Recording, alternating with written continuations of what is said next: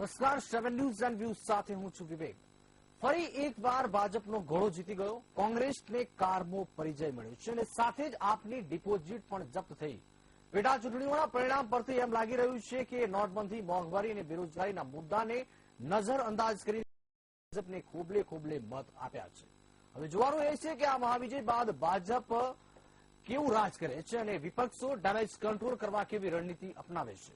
ભાજપને 10માંથી 6 બેઠકો પર વિજય મેળવી પોતાનું કદ વધારી દીધું છે। આજ મુદ્દે જોઈએ ભાજપની લહેર।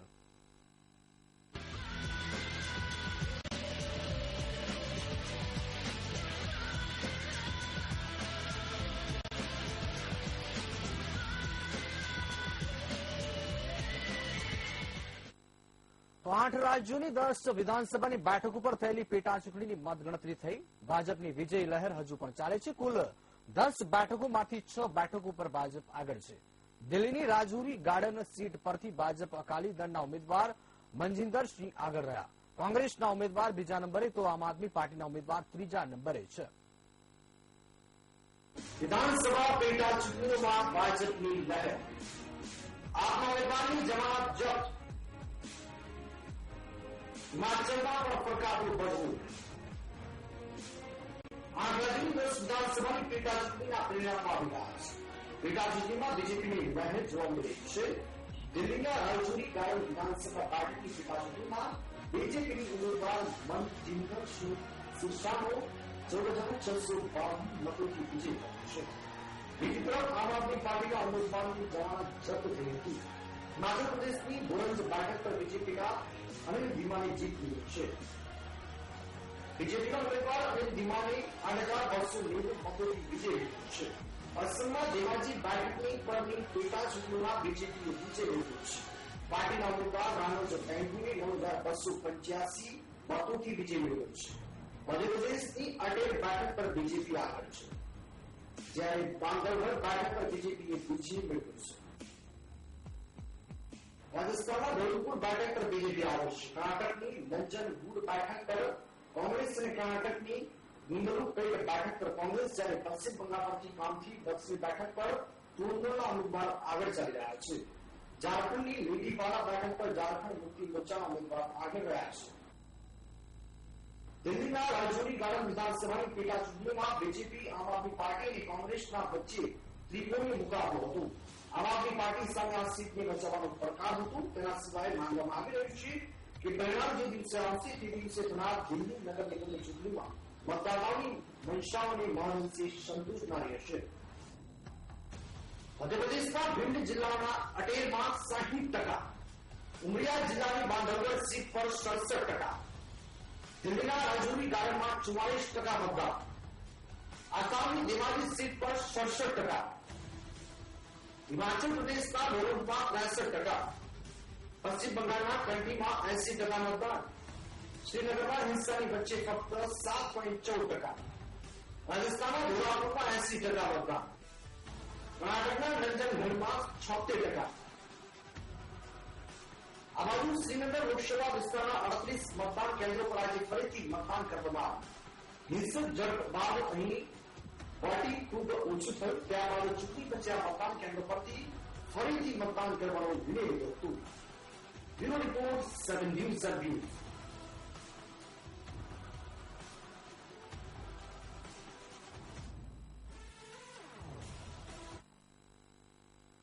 વિધાનસભાની બેઠકમાં ભાજપની જીત થઈ છે અને સાથે જો વાત કરીએ તો આ ચૂંટણીમાં ભાજપનો ભગવો લહેરાયો છે અને ભાજપની લહેર થઈ ગઈ છે। તો ભાજપ પણ આગળ રહ્યું છે અને સાથે જો વાત કરીએ તો આમ આદમી પાર્ટીની પણ વિધાનસભાની પેટા ચૂંટણીમાં ભાજપની લહેર થઈ ગઈ છે અને સાથે જ 10 બેઠકોમાંથી 6 બેઠકો પર ભાજપ આગળ રહ્યું છે। તો આપના ઉમેદવારની જમાનત પણ જપ્ત કરવામાં આવી છે। તો આજની વધુ અપડેટ આપવા માટે સ્ટુડિયોમાં અમારી સાથે ઉપસ્થિત છે ભાજપના નેતા પ્રશાંતભાઈ વાળા, આપનું સ્વાગત છે। સાથે જ કોંગ્રેસના નેતા અમારી સાથે હાજર છે હેતાબેન પરીખ, આપનું પણ સ્વાગત છે અને આપના નેતા રાજેન્દ્રસિંહ ગોહિલ પણ અમારી સાથે સ્વાગત છે, આપનું પણ। સૌથી પ્રથમ આપણે પૂછવા માંગીશ ભાજપને, પ્રશાંતભાઈ આપણે પૂછીશ કે ભાજપને જીતવા બદલ ખૂબ ખૂબ અભિનંદન, પરંતુ પેટા ચૂંટણીના પરિણામો પણ મોદી મેજિક જોવા મળ્યું, શું લાગી રહ્યું છે?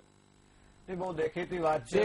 2014 લોકસભાના પરિણામો પછી દેશભરમાં કોઈ પણ રાજ્યોમાં કોઈ પણ પેટા ચૂંટણી હોય કે મુખ્ય ચૂંટણીઓ હોય ત્યાં દરેક જગ્યાએ જનતાએ ભારતીય જનતા પાર્ટીને ખોબલે ખોબલે મત આપેલા છે. તાજેતરમાં જ આજના જે પરિણામો છે કે 10માંથી 6 બેઠકો ઉપર ભારતીય જનતા પાર્ટી છે. બહુ સ્પષ્ટ વાત છે. ચાહે યુપીના પરિણામો હોય કે આ પેટા ચૂંટણીના પરિણામો હોય, ગુજરાતની પંચાયતની ચૂંટણીના પરિણામો હોય, એકદમ સ્પષ્ટ છે કે નરેન્દ્રભાઈ મોદીની સુશાસનની નીતિઓ, લોક કલ્યાણકારી યોજનાઓ, ગુડ ગવર્નન્સ, આ જે વાત છે એને સમગ્ર દેશની જનતાએ એન્ડોર્સમેન્ટ આપ્યું છે.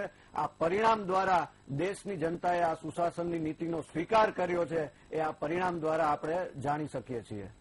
ચોક્કસથી હેતાબેન, આપને પૂછીશ કે આપના મતે કોંગ્રેસના કારમાં પડી જવાનું કારણ શું છે? કોંગ્રેસ અત્યારે કર્ણાટકમાં બી કોંગ્રેસ જ છે અને એ વાત કરી રહ્યા છે કે 2014 પછી પંજાબ એમને ગુમાવી દીધું, જે એમની સરકાર હતી. ગોવામાં કોંગ્રેસ વધારે સીટ લાવી, પાછળથી પૈસા ખર્ચીને એમને સત્તા મેળવી. મણિપુરમાં બી કોંગ્રેસ આગળ રહી, ત્યાં પણ એમને પૈસા ખરીદીને સત્તા મેળવી છે.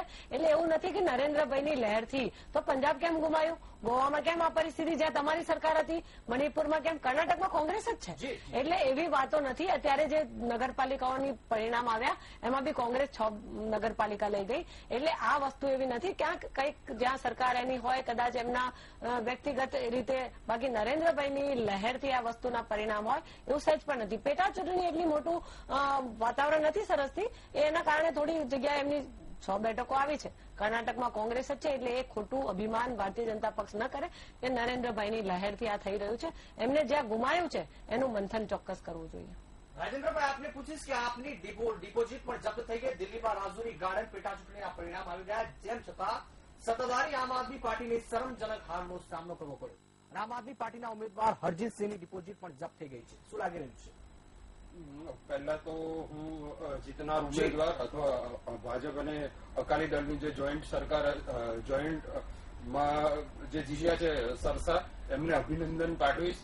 અને જનતાએ જે અમને મેન્ડેટ આપ્યું છે એ અમને સ્વીકાર્ય છે અને એનું અમે સન્માન કરીએ છીએ. રહી વાત કે અમારા જે એમએલએ હતા જરનેલસિંહ, જેઓ પંજાબની ચૂંટણી માટે પોતે અહીંયાથી નૈતિકતાના ધોરણે રાજીનામું આપ્યું હતું. બાકી આપણી પાસે તો એવા પણ દાખલા છે કે જે મુખ્યમંત્રી હોવા છતાં લોકસભાની સેફેસ્ટ સીટો શોધતા હતા અને એક નહીં પણ 2 સીટો ઉપર લડ્યા, 2 સીટો પર લડ્યા અને છતાં પણ અહીંયાથી મુખ્યમંત્રી પદ એમને જતું કરવું નહોતું. એટલે આ તો એક નૈતિકતાના ધોરણે જે રીતે અમે રાજીનામું આપ્યું હતું એની અત્યારે પેટા ચૂંટણી થઈ અને લોકોને ડેફિનેટલી જેને કામ કર્યું હોય એની પર અપેક્ષા હોય જ. એમનું જે જરનેલસિંહનું ત્યાં એમના મત વિસ્તારમાં જે રીતનું કામ હતું, આમ આદમી પાર્ટીનું જે રીતનું કામ હતું, વીજળી હોય, પાણી હોય, શિક્ષા હોય, મતલબ જો કહા સો કિયા, એનો એક પબ્લિકમાં એમ હતું કે ભાઈ એમને જે રીતના કામ કર્યું એમાં એમને રાજીનામું આપવાની જરૂર નથી, એમને પણ એ લડી શકત. પણ આમ આદમી પાર્ટી એ નૈતિકતાના ધોરણે બનેલી પાર્ટી છે. અમારી માટે અમે નૈતિકતાની જ્યાં સુધી વાત આવે એમાં અમે ક્યારેય કોઈ કોમ્પ્રોમાઇઝ કરતા નથી. એટલા માટે જ આમ આદમી પાર્ટીએ પહેલા અહીંયાથી એમને રાજીનામું આપી અને પછી પંજાબમાં ચૂંટણી લડવા ગયા હતા. ચોક્કસથી વસંતભાઈ, આપને પૂછવા માંગીશ કે કર્ણાટકમાં કોંગ્રેસનું પ્રદર્શન સારું રહ્યું, કારણ કે શું ભાજપને ત્યાં નહીં પાડવું? કર્ણાટકમાં સમ ખાવા પૂરતી 2 સીટ ઉપર કોંગ્રેસ આગળ છે. એટલે કોંગ્રેસને આ પેલું કહેવાય ને કે ડૂબતાને તરણું મળે, એમ કોંગ્રેસને અત્યારે કર્ણાટકમાં તરણું મળી ગયું છે. એટલે સમ ખાવા પૂરતી 2 સીટ આવી. બાકી ઓવરઓલ જો તમે પરિણામોની વાત કરો, તાજેતરમાં જ ઉત્તર પ્રદેશની ચૂંટણીના પરિણામો આપણે જોયા કે કોંગ્રેસની એવી હાલત થઈ જાય કે ભારતની સૌથી જૂની પાર્ટી એની એવી હાલત થઈ જાય કે એને એક રિજિયોનલ પાર્ટી સાથે અખિલેશની સામે ભારતીય જનતા પક્ષે રિઝલ્ટ મેળવ્યું. 5માંથી 3 કોંગ્રેસ આગળ. આવી પરિસ્થિતિ કોંગ્રેસની છે. સમગ્ર દેશમાંથી સમગ્ર દેશની પ્રજાએ કોંગ્રેસને જાકારો આપ્યો છે. કોંગ્રેસનું કઈ નામો નિશાન નથી. આવી પરિસ્થિતિમાં કોંગ્રેસ આવી ગઈ છે તો કોંગ્રેસે 2 સીટમાં બહુ કઈ હરખાવા જેવું નથી. બાકી જનતાનો મેન્ડેટ ભારતીય જનતા પાર્ટી સાથે છે. એ તમામ ચૂંટણીઓથી એ પરિણામ પરથી આપણે જોઈ શકીએ છીએ. શું લાગી રહ્યું છે હેતાબેન? બિલકુલ નહીં. એમને કહ્યું ને 5 જ્યાં રાજ્યોનું પરિણામ આવ્યું હતું ત્યારે 3 રાજ્યોમાં કોંગ્રેસ આગળ. ગોવામાં એમની સરકાર, એમનો મુખ્યમંત્રી, ગોવામાં ભારતીય જનતા પાર્ટીની સરકાર બની, મણિપુરમાં ભારતીય જનતા પાર્ટીની સરકાર બની, ઉત્તર પ્રદેશમાં ભારતીય જનતા પાર્ટીની સરકાર બની. સામે કેરાલામાં તમે સરકાર ગુમાવી. કેરાલામાં કોંગ્રેસની સરકાર હતી પણ ત્યાં તમે સરકાર ગુમાવી. એટલે ધીરે ધીરે જેટલા પણ રાજ્યોમાં કોંગ્રેસ હતી ત્યાંથી હવે કોંગ્રેસ ધીરે ધીરે સમેટાઈ રહી છે. ગાંધીજીનું જે સપનું હતું કે ભાઈ કોંગ્રેસનું વિસર્જન થવું જોઈએ એ સપનું મને લાગે છે કે 2019 સુધીમાં ગાંધીજીનું સપનું પૂરું થઈ જશે. સમગ્ર દેશમાંથી કોંગ્રેસનું વિસર્જન થવાનું છે એ નક્કી છે. એટલે કોંગ્રેસના મિત્રો 2 સીટથી રાજી થઈ જાય એના માટે ખૂબ સારી વાત છે કે ભાઈ ડૂબતાને એક તરણું તો મળી ગયું. બાકી તમામ ચૂંટણીઓમાં તમે ઇવન ગુજરાતની ચૂંટણી જુઓ. ગુજરાતમાં તાલાળા વિધાનસભાની પેટા ચૂંટણી કે જે છેલ્લા 15 વર્ષથી કોંગ્રેસની સીટ હતી એ સીટ ઉપર ભારતીય જનતા પાર્ટીનો ભગવો લહેરાણો છે. તમામ પંચાયતની ચૂંટણી હમણાં 2 દિવસ પહેલા સરપંચ ચોટીની ચૂંટણીનું પરિણામ આવ્યું. ગુજરાતના ટોટલ સરપંચો જે ચૂંટાણા એમાં 85% સરપંચો ભારતીય જનતા પાર્ટીના સરપંચો ચૂંટાણા છે. એટલે કોંગ્રેસને હવે ક્યાંય પગ મૂકવાની જગ્યા નથી. કોંગ્રેસ પાસે કોઈ મુદ્દો નથી. અને એટલા માટે આજે સમગ્ર દેશની જનતા, ચાહે આસામ હોય, ચાહે ઉત્તર પ્રદેશ હોય, ચાહે ગુજરાત હોય, ચાહે કર્ણાટકા હોય કે ચાહે પંજાબ હોય કે મણિપુર હોય, દરેક રાજ્યોએ કોંગ્રેસને જાકારો આપ્યો છે. એટલે કે કાશ્મીરથી લઈને કન્યાકુમારી સુધી કોંગ્રેસને લોકોએ જાકારો આપ્યો છે. કોંગ્રેસ માટે પગ મૂકવાની જગ્યા નથી. બાકી તમે ગમે એટલું ખોટું બોલો, બરાડા પાડીને ખોટું બોલો, પણ એ સાચું નથી થઈ જવાનું. જનતાનો મેન્ડેટ, મતપેટીઓ જયારે ખુલે ને એ જનતાનો મેન્ડેટ સાચો. બાકી તમે ગમે તેટલા બરાડા કરીને બોલો તો એનાથી કોઈ ખોટી વાત છે સાચી ન થઈ જાય. આપણે પૂછીશ કે કોંગ્રેસના સુપડા ક્યાંક સાફ થઈ રહ્યા છે, શું લાગી રહ્યું છે? કોંગ્રેસના આ પેટા ચૂંટણીઓ એમાં કઈ જરૂરી નથી કે બધી સીટ કોંગ્રેસને મળે, પણ કોંગ્રેસ એનું વર્ચસ્વ જાળવી જાય છે. દિલ્હીમાં તમે જુઓ, આપની સરકાર હતી, આપ 2nd નંબરે અત્યારે કોંગ્રેસનો ઉમેદવાર છે. એટલે કોંગ્રેસ તેને પાછી મજબૂત બનાવી રહી છે. લોકોએ આટલા વર્ષમાં 60 વર્ષના શાસનમાં કદાચ એન્ટી બીજાને સ્વીકાર કર્યો, પણ ફરી પાછી કોંગ્રેસ તરફ લોકો વળી રહ્યા છે. એ નમૂનો દેખાઈ રહ્યો છે દિલ્હીમાં. કારણ કે આપની સરકાર હતી, એની પહેલા ભારતીય જનતા પક્ષ હતું. ભારતીય જનતા પક્ષની 30માંથી 3 સીટો થઈ. આજે કોંગ્રેસ ફરી મજબૂત થઈ રહી છે. એ લોકો બતાવી રહ્યા છે. લોકોનો જનાદેશ તો કોંગ્રેસ તરફ જ છે. લોકો માની રહ્યા છે કોંગ્રેસને. કોંગ્રેસ પ્રજાલક્ષી રહી છે. ક્યારેય સત્તા મેળવવા એન કેન પ્રકારે કોઈ કાર્ય કોંગ્રેસે કર્યું નથી. પ્રજા માટે સત્તા હોય કે ન હોય, પ્રજા માટે હંમેશા લડતી આવી છે. પ્રજા માટે અવાજ ઉઠાવતી આવી રહી છે. એટલે કોંગ્રેસને લોકો ફરી સ્વીકારી રહ્યા છે. પંજાબનો એ એક દાખલો છે. પંજાબમાં કોંગ્રેસની સરકાર નથી. લોકોએ ફરી 10 વર્ષ પછી કોંગ્રેસને એટલી મજબૂતીથી ઉભી કરી કે હવે લોકો વિચારે છે કે કોંગ્રેસ એ જ આફ્ટર ઓપ્શન છે. રાજેન્દ્રભાઈ, આપને પૂછવા માંગીશ કે આમ આદમી પાર્ટીએ સારું એવું પ્રદર્શન તો કર્યું, તો તમારી ડિપોઝિટ કેમ જપ્ત થઈ ગઈ? આમ આદમી પાર્ટી 70માંથી 67 સીટો લઈને આવેલી સરકાર છે.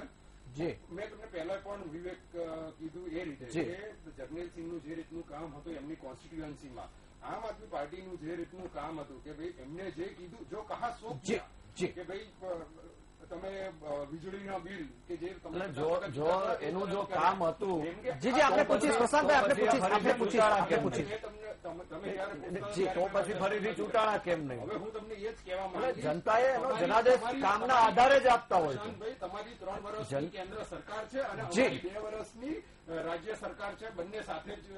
એટલે એટલા માટે જ કે ભાઈ તમે એવું કહો છો કે દિલ્હી અમારો ગઢ છે, આમ આદમી પાર્ટીનો ગઢ છે, તો તમારા ગઢમાં જ કાંગરા કેમ ખરવા માંડ્યા? જનતાને હવે દૂધનું દૂધ પાણીનું પાણી થઈ ગયું છે. જનતાને સામે જી, જી. આવી ગયું છે કે ચૂંટણી વખતે મોટા મોટા વાદાઓ કરવા જનતાને ઉલ્લુ બનાવી એટલે આમ આદમી પાર્ટી તમે મોંઘવારી ઓછી કરવાના હતા. જી જી હેતાબેન આપણે પ્રશ્ન પૂછી હેતાબેન આપણે પ્રશ્ન પૂછી જી જી જવાબ આપવાને ચાલુ કરી દીધું છે. સ્પાય કરવા આમ આદમી પાસે હવે કોઈ ક્યાંય પગ મૂકવાની જગ્યા નથી. એનું આ પરિણામ છે. તમારે નથી પગ મૂકવાની આ જગ્યા પેલું કહેવાય ને, હાથના આપ બંનેને સાયલેન્ટ કરવા માંગીશ આપ બંનેને સાયલેન્ટ એના જેવું છે. તમે જે વાદાઓ જી જી જી હેતાબેન પૂરા ન કરી શક્યા છે, જનતાએ એનો જનાદેશ આપ્યો છે. જનતાનો મેન્ડેટ છે. જી, જી. હંમેશા કામના આધારે મેન્ડેટ આપતી હોય. જી, જી. પાર્ટીની નોટંકી રાજેશભાઈ આપણે સાયલેન્ટ કરવા માંગીશ જી આપણે પ્રશ્ન પૂછી ભારતીય જનતા પક્ષ જી. ખેડૂતોના દેવા માફ કરવાની વાત કરી યુપીમાં પહેલી કેબિનેટમાં દેવા માફ કરી જી. આ ઊંચા કરી કાઢ્યા અરુણભાઈ જેટલે તમને કદાચ ખ્યાલ નથી, દેવા ઓલરેડી માફ થઈ ગયા. હેતાબેન. દેવા ઓલરેડી માફ થઈ ગયા. પહેલી જ કેબિનેટમાં યોગી આદિત્યનાથે જાહેરાત કરી દીધી. આપ બંનેને સાયલેન્ટ કરવા માંગીશ આપ બંનેને સાયલેન્ટ કરવા માંગીશ જી હેતાબેન આપણે સાયલેન્ટ કરવા માંગીશ આપની પ્રતિક્રિયા આપશો એટલું જી જણાવવા માંગુ કે તમે જે ગાયની રાજનીતિ જી. બિહાર અને યુપીમાં કરતા આવ્યા હતા જી, જી. એમાં જ તમારું એચિવમેન્ટ છે કે તમે બીફ એક્સપોર્ટમાં નંબર 1 છો. એ સિવાય તમારો એક મેન્યુફેક્ચરનો એક મુદ્દો લઈ આવો, એ ચાહે 370 હોય, એ ચાહે તમારું રામ મંદિર જી. હોય, એ તમારું એફએસપીએ હોય, એ તમારું એમ્પ્લોયમેન્ટ હોય, એ તમારું મોંઘવારી હોય, તમે કયા મોડે તમે એવું કહો છો અમે વિકાસ કર્યો છે? એક દાખલો બતાવો. જી જી કયા મોડે વિકાસ કર્યો છે શું લાગી રહ્યું છે તમે જી ઓસ્ટ્રેલિયાના પીએમ સાથે જી. રહ્યા છો ત્યારે તમિલનાડુના આપણા ખેડૂત મિત્રો, આ ખેતી પ્રધાન દેશ છે, ખેડૂતો ત્યાં અત્યારે નગ્ન અવસ્થા જી, જી, નગ્ન, જી, જી, જી. આવી ગયા છે. ઓઆરઓપીમાં તમે શું કામ કર્યું? ઓઆરઓપીમાં તમે એમ કહેતા હતા સર્જિકલ સ્ટ્રાઇકના નામે તમે વોટ માંગતા હતા. રાજનીતિ કરી જી શું લાગી રહ્યું છે પ્રશાંતભાઈ નીતિ કરી છે.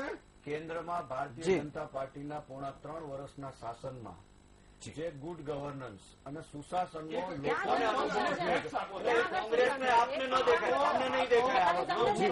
કારણ કે તમે વિરોધ પક્ષમાં છો એટલે તમારે તમારો રોલ નિભાવવો પડે. પણ વાસ્તવમાં ભારતીય જી જી જી જી તંત્ર આજે અત્યારે જે સમાજમાં પરિસ્થિતિ છે, એ પરિસ્થિતિ તો ભાજપ ક્યાંક ને ક્યાંક મેરી ભાઈ વાત સાંભળો જી જી જી નરેન્દ્ર મોદીને સફળ રહ્યા છીએ. હેતાબેન આપણે સાયલેન્ટ કરવા માંગીશ આપણે સાયલેન્ટ કરવા માંગીશ પ્રશાંતભાઈ આપને પૂછીશ પ્રશાંત આપવાની વાત હતી, એની સામે 1,35,000 રા- લોકોને રોજગારી આપી છે. જી આજે રાજે- સમગ્ર વિશ્વમાં તમે ફેક્સ લઈ આવો. તમામ દેશોની નજર આજે ભારતીય અર્થતંત્ર ઉપર છે. જી. ચાહે જાપાન હોય, અમેરિકા હોય, કેનેડા હોય, તમામ દેશોની નજર ભારત ઉપર છે. ભારત આજે વિશ્વનું સૌથી વધારે ઝડપથી વિકસતું અર્થતંત્ર કયા છે. મુદ્દા ઉપર લોકોને બતાવો ને? એક આશા જાગી છે. આજથી તમે 3 વર્ષ 60 પહેલાની વર્ષમાં કરેલું પરિસ્થિતિ રીબીનો તમે જુઓ. નરેન્દ્રભાઈએ કાઢી. કેન્દ્રમાં મનમોહન પ્રશાંતભાઈ આપને પૂછીશ પ્રશાંતભાઈ જી આજે બેકારી, ભ્રષ્ટાચારનો માહોલ હતો. જી એફડીઆઈ જીએસટી બરાબર છે મારી જી જી આજે નવી નવી યોજનાઓ કે જનધન યોજના હોય, સ્ટાર્ટઅપ ઇન્ડિયા હોય, કેટલી એમાંથી નવી નવી યોજનાઓ દ્વારા હેતાબેન રોજગારી ઉત્પન્ન કરવામાં આજે ભારત છે નંબર 1 દેશ બની ગયો છે. કેટલા લોકોને રોજગારી આજે આપી? મુદ્રા યોજના દ્વારા ખાલી જી, જી. 10 વર્ષના સમયગાળામાં 1 પ્રશાંતભાઈ કરોડ આપને વધારે આપને રોજગારી. પૂછીશ એ મુદ્રા રાજેન્દ્રભાઈએ યોજના જણાવ્યું એ જ રીતે કે તારક મહેતા કા ઉલ્ટા ચશ્મામાં જેમ દયાની વાત દેખાતી નથી તે જ રીતે ભાજપમાં પણ ક્યાંક ને ક્યાંક વિકાસ દેખાયો જ નથી શું લાગી રહ્યું છે શું ભાજપમાં વિકાસ થયો જ નથી એના સાથે લઈ આવે કે જી. આ- જી, જી. બહુ સ્પષ્ટ વાત છે કે જી. આમ આદમી પાર્ટી અને કોંગ્રેસને વિકાસ ન દેખાય કારણ પ્રજાને કે તો એના દેખાય. પ્રજાને પણ એના નથી એના જે દેખાતું. કઈ આંકડા ડગલા બોલો. હતા એ બધા બંધ થઈ આંકડા ગયા બોલો. પણ કઈ જગ્યાએ આજે કેટલી સમગ્ર રોજગારી આપી? દુનિયાને ભારતનો વિકાસ દેખાય છે. આજે સમગ્ર દુનિયામાં તમે વર્લ્ડ બેંકના છેલ્લા આંકડાઓ જુઓ છેલ્લા 6 મહિનામાં જી. મેન્યુફેક્ચરિંગ ઇન્ડેક્સ PMI એમાં બે આંકડામાં આપણે પહોંચી ગયા. છેલ્લા 5 વર્ષમાં હાઈએસ્ટ ગ્રોથ પીએમઆઈમાં છે. એવી જ રીતે જીડીપીમાં તમે જુઓ કઈ રીતે ખોટા છે સાહેબ? જી. એ ઉગી રહ્યું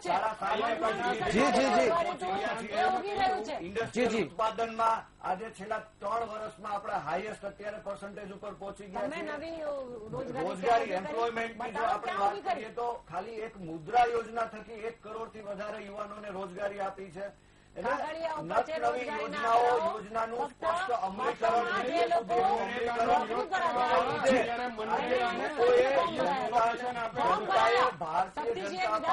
નેતાબેન આપણે સાયલેન્ટ કરીશ, આપને પ્રશ્ન પૂછીશું. જી. એના લીધે આજે ભારત છે વિકાસની હરણફાળ ભરી રહ્યું છે.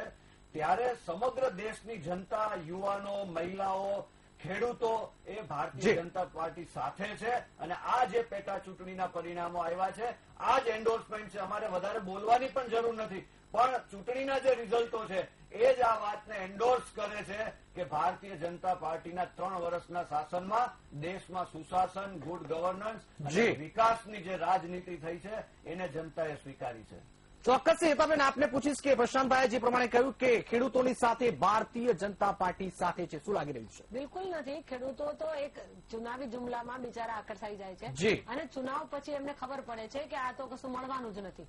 એટલે વાસ્તવમાં આપી દીધા વોટ પછી પ્રજા પસ્તાઈ રહી છે અને એ જ વાતાવરણ દેખાઈ રહ્યું છે કે આજે યુપીમાં બી ભલે વાયદા કરે, એનું અમલીકરણ નથી. પંજાબમાં આટલા વખતનું શાસન હતું અને યુવાનોને ખતમ કરવાની ડ્રગ્સની વસ્તુને 3 વર્ષના નરેન્દ્રભાઈના શાસન પણ ન રોકી શક્યું. લોકો મજબૂતીથી કોંગ્રેસને લઈ આવ્યા. ગુજરાતમાં પરિસ્થિતિ જુઓ, ખેડૂતો આત્મહત્યા કરી રહ્યા છે, ખેડૂતો પોતાના હક માંગી રહ્યા છે, આશા વર્કર બહેનો પોતાનો હક માંગી રહી છે, ફિક્સ વેતનની કર્મચારીઓ પોતાના પૂરતા નાણાંની માંગણી કરી રહ્યા છે. આમાંનું ક્યાંય નથી. રોજગારી ઉભી નથી થઈ. 1 લાખ ફોર્મ જે લોકો નોકરીમાં હતા એવા જ લોકોના ફોર્મ ભરાયા છે. એવા જ લોકોના ફોર્મ ભરાયા છે જ્યાં એ લોકોના એમાં નોંધાયેલો નંબર નથી નોંધ્યો અને ફોર્મમાં ખાલી જ્યાં નોકરીમાં ચાલુ હતા એજન્સીઓ પાસેથી નામ લઈ અને ફોર્મ ભરાવી દીધા. સરકાર કોંગ્રેસે કામ કરેલું છે. કોંગ્રેસે કામ કર્યું છે. અત્યારે બેરોજગારોની આંકડા તો બતાડો અને અત્યારે જે 1 લાખ ફોર્મ ભરાયા રાજેન્દ્રભાઈ આપ શું કહેશો આ મામલે? એમાં કોઈ નથી. કોંગ્રેસે તો આપી છે રોજગારી. અત્યારે આપી છે કોંગ્રેસે આપી નથી રોજગારી. તો ભારતીય જનતા પાર્ટી નથી આપી. જે આપી હતી એ કોંગ્રેસે આપી હતી. કોંગ્રેસે જે ઉભું કર્યું છે એની ઉપર અત્યારે નરેન્દ્રભાઈ વિભિન્ન આપી રહ્યા છે. તમે બતાવો ને ગુજરાતમાં કેટલી રોજગારી આપી. ગુજરાતમાં કેટલી રોજગારીના આંકડા બોલો. ખોટી વાતો લોકોને ગુજરાતમાં પણ આજે એ જ પરિસ્થિતિ, ભયંકર ખરાબ પરિસ્થિતિ ચાલે છે. પ્રજા ત્રાસી રહી છે. પ્રજા ત્રાસી રહી છે. રાજેન્દ્રભાઈ આપને પૂછવા માંગીશ કે આમ આદમી પાર્ટીની આગામી રણનીતિ શું હશે? દેશમાં નંબર 1 છે. જી. આમ આદમી પાર્ટીની રણનીતિ બહુ સ્પષ્ટ છે. જી. એમાં ક્લિયર છે કે જો કહા સો કિયા. અમે અમારા જે 70 મુદ્દાઓ લઈને આવ્યા છીએ એમાં અમારે કોઈ પણ હિસાબે અમારી કોઈ જુમલા સરકાર નથી કે અમે એવો વાયદો કરીએ કે ભાઈ 15 લાખ રૂપિયા આપીશું અને પછી કહીએ આ તો ચુનાવી જુમલો હતો. અમે એમ કહીએ કે ભાઈ આ તો 370 અમે હટાવવાના હતા. એ 370 હટાવવાની તો વાત છોડી દો. ત્યાંની જે અલગાવવાદી સરકાર છે એની સાથે અમે સરકાર બનાવીશું. કારણ કે અમે તો સત્તાના ભૂખ્યા છીએ. અમે વચનના ભૂખ્યા નથી. અમે નૈતિકતાના ભૂખ્યા નથી. અમારે કામ વિકાસ કરવાનું નથી. મેં હમણાં તમને જે રીતનું ઉદાહરણ આપ્યું ને કે ભાઈ તારક મહેતાના ઉલટા ચશ્મામાં જેમ દયાની માં નથી દેખાતી એમ અમને કોઈ દિવસ વિકાસ ક્યાંય આંકડા સાથે લઈ આવે. એક આંકડો લઈ આવે કે ભાઈ અમે રોજગારી આટલી હાલી અને મેં તો એમને ચોખ્ખું કીધું છે કે ભાઈ 2 કરોડની રોજગારીની નરેન્દ્ર મોદીની લોકસભા ઇલેક્શનમાં મેનિફેસ્ટોમાં હતું. બરાબર. એની સામે એમને 1,35,000 જે છેલ્લા 7 વર્ષમાં સૌથી ઓછામાં ઓછી રોજગારી છે. એક્સપોર્ટની વાત કરીએ 17 વર્ષનું સૌથી નીચેમાં નીચું જો એક્સપોર્ટ હોય તો એ અત્યારનું એક્સપોર્ટ છે. એટલે અમારી જુમલા સરકાર નથી. અમે અમારા જે મેઇન ચુનાવી મુદ્દાઓ હતા જેમ કે ભાઈ વીજળી. પ્રશાંતભાઈ આપને પ્રશ્ન પૂછવા માંગીશ. જી જી કરી નાખ્યું અમે. એ બધું બરાબર.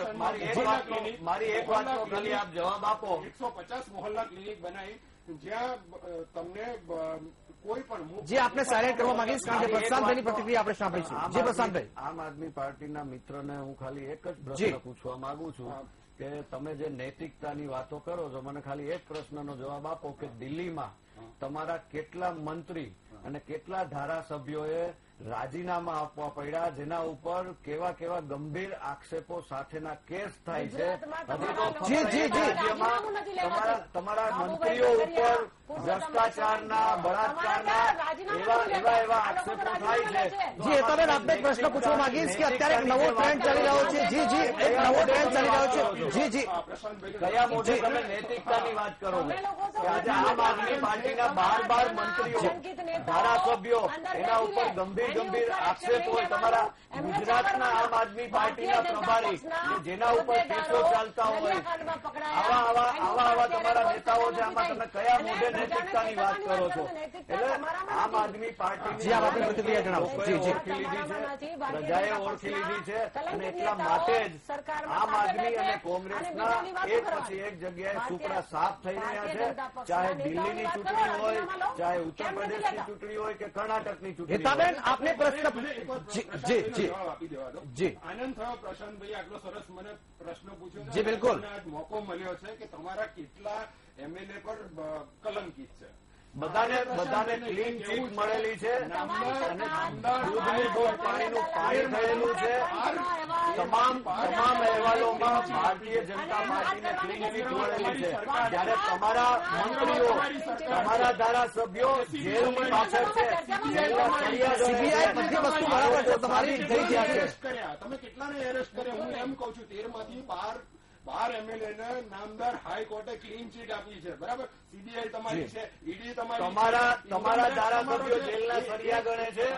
કોર્ટે ચુકાદાઓ આપેલા છે. એક એમએલએ નું નામ બતાવો. મલ્યા. જ્યારે એની સામે નૈતિકતાની વાત કરતા હોય તો હું તમને કહી દઉં. જી, જી. હું તમને ભારતીય એક કહી જનતા દઉં. પાર્ટીના ભારતીય જનતા પક્ષે એવું કે કોઈ પણ એમનો માણસ કરપ્શન કરે અને એની ઉપર જી, આપણી પાસે સમયની મર્યાદા છે. અને અમે નૈતિકતાના ધોરણે અમે રાજીનામું લીધું છે.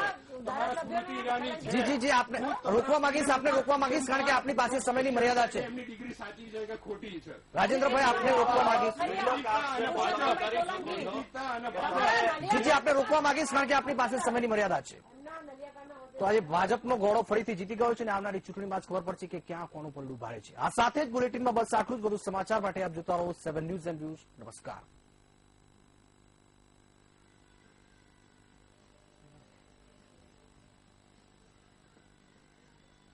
ચાલો ચાલો ચાલો, મેં નહીં ભાઈ હવે